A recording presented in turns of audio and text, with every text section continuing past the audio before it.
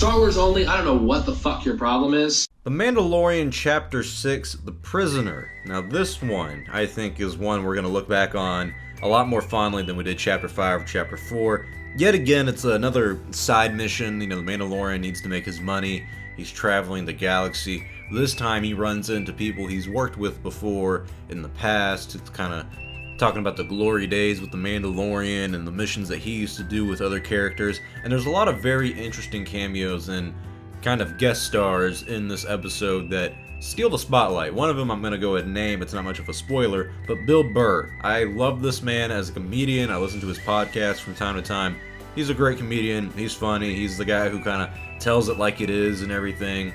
And he's really great in this character. Mayfield is his name in The Mandalorian Chapter 6. He does great with it, and he doesn't steal the spotlight, but he definitely is one of the highlights of this episode. There's 3 very unique cameos at the very end of the episode as well that we'll talk about in the spoiler talk video that comes out after this.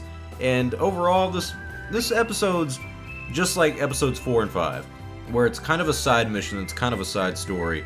But this one's a lot different. This one actually has some tension in it. It has a lot more interesting characters that we explore. The locations aren't really that unique. They mostly take place in space.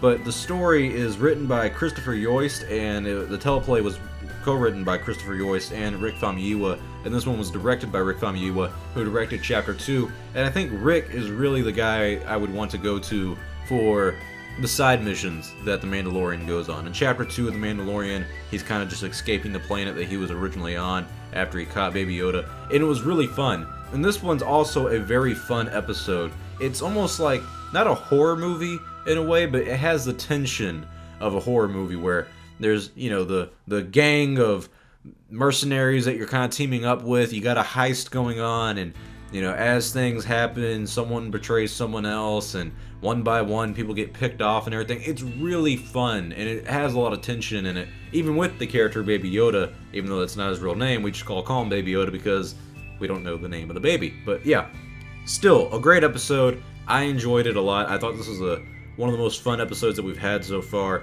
and it's up there in terms of quality. For Rick Famuyiwa's work, I would say this is better than his first episode, which was Chapter 2, and that one was really good, don't get me wrong. It was written by Jon Favreau and directed by Rick Famuyiwa. This one had a different writer. That's not Dave Filoni, that's not Jon Favreau, Christopher Yost, which makes me happy because it shows that the Mandalorian is bringing in other talented people and letting other people tell a story in the Star Wars universe.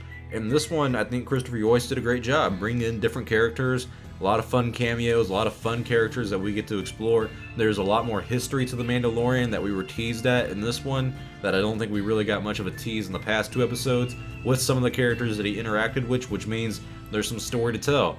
They even talk a little bit about the New Republic, which I also like because that explores the world around the Mandalorian and what's going on in the Star Wars universe at that time that this story is taking place. This was a smaller story. It's not like Chapters 1 and Chapters 3 where it's really big and grand and it covers a lot of the main story. I'm really hoping, at least with Chapter 7 and Chapter 8, which I'm pretty confident we're going to have to get to the main story by that point, we deal a little bit more with that, because since Chapter 4, Chapters 4, 5, and now 6 have mainly been side missions, side stories, and I wouldn't have minded that if it only had been this one. This is the side story that I enjoy. This is the side story that builds on the characters and builds on the Mandalorian a little bit, hints at his past a little bit, and also explores the universe in a more unique way. And there's a lot of tension in this episode that really kind of had me on the edge of my seat going, well, what's going to happen next? I mean, there were some moments that I genuinely was not scared or anything, but really curious on what was going to happen next. It wasn't predictable. And I do like that about this episode. So if I had to give this episode a rating, man, I'd have to give it a 9 out of 10. I would say 10 out of 10, but man, I don't even know. I kind of want to give it a 10 out of 10 as well. Maybe let's say 9.5. I mean, this episode was great. The acting was great. The cameos were amazing. The story was solid. It just overall was a very good episode. If you're going to do a side mission, if you're going to do a side story for our main character, the Mandalorian, that kind of takes you away from the main story that we're going with, this is the way you do it. It's not the way you do it with the Episode 5 and Chapter 4. Ironically, I just realized we can say this is the way. Episode 6, Chapter 6, The Prisoner. Great episode. This is the way you do the side stories, my friends. Hope you guys enjoyed Chapter 6. Tell me your thoughts about it below. We're doing a spoiler talk for it next. I'll see you all next time, and may the Force be with you always.